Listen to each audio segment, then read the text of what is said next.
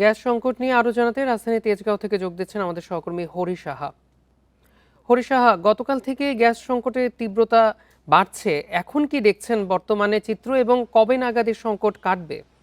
আসলে গ্যাস সংকট প্রকট হয়েছে সোমবার থেকে এবং এর কারণ হচ্ছে যে একটি এলএনজি টার্মিনাল মহেশখালীতে এক্সিলারেটেড এলএনজি যে এফএসআই রয়েছে সেখানে কিন্তু কারিগরি ত্রুটি দেখা দেওয়ার পর থেকে তাদের যে প্রতিদিনের এলএনজি জাতীয় গ্রিডে আসে 450 থেকে 500 মিলিয়ন ঘনফুট সেইটা কিন্তু বন্ধ হয়ে গেছে এবং তার প্রভাবে শিল্প গ্রাহকরা যেমন ভুগছেন, রান্নার গ্যাসের চাপ কমে গেছে এবং সিএনজি স্টেশনে বেশ দীর্ঘ লাইন পড়েছে কারণ চাপ অনেকটাই কমেছে। এখানে সিএনজি স্টেশনের যারা কর্তৃপক্ষ রয়েছে তারা বলছে যে সাধারণত 200 বা 200-র উপরে পিএসআই থাকার কথা, সেখানে চাপ কিন্তু 100-র নিচে নেমে গেছে, অর্থাৎ অর্ধেক চাপে গ্যাস সরবরাহ করতে হচ্ছে এবং এর ফলে যেসব যানবাহনের সিলিন্ডারে 500-600 টাকার গ্যাস লোড করা যেত সেখানে 200-250 টাকার বেশি কিন্তু গ্যাস লোড করা যাচ্ছে না এবং এই যে দফায় দফায় সিএনজি স্টেশনে আসতে হচ্ছে কম গ্যাস যেহেতু তারা পাচ্ছেন চালকরা, এর ফলে কিন্তু শাখা সড়ক পেরিয়ে মূল সড়কেও কিন্তু আমরা দেখতে পেয়েছি যে গাড়ির দীর্ঘ সারি এবং তার ফলে কিন্তু এই বৃষ্টির মধ্যে বাড়তি যানজটের ভোগান্তিও আমরা লক্ষ্য করেছি।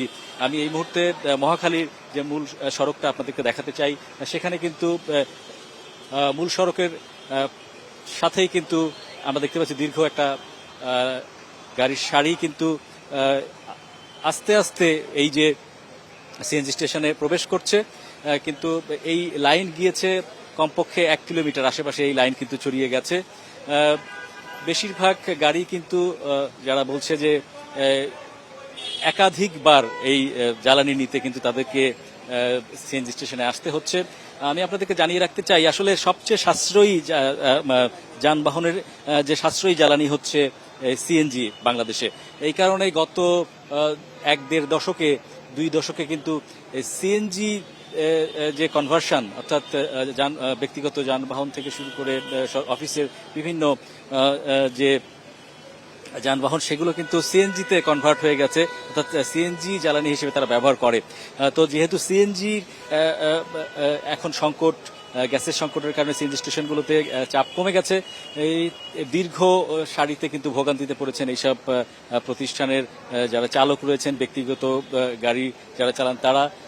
সর্বোপরি পরিবহন খাতে কিন্তু বিশেষ করে এই ব্যক্তিগত পরিবহন, ছোট গাড়ি যেসব সিএনজিতে চলে সেগুলোতে চরম ভোগান্তি দেখা যাচ্ছে এবং এই সংকট কবে নাগাদ কাটবে সুনির্দিষ্ট করে বলা খুব কঠিন।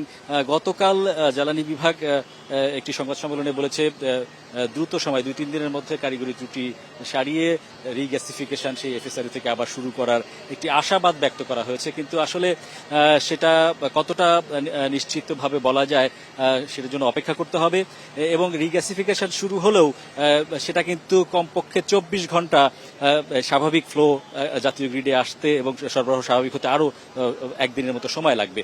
তো এই ভোগান্তি কিন্তু সারা বছরই কম বেশি গ্যাসের সংকট থাকে, কিন্তু যেহেতু আমদানির একটি বড় এলএনজি কিন্তু আমাদের গ্যাস সরবরাহের একটা অংশ, 35-40-45% মতো এলএনজি এই গ্যাসের সরবরাহ দেয় মোট গ্যাসের।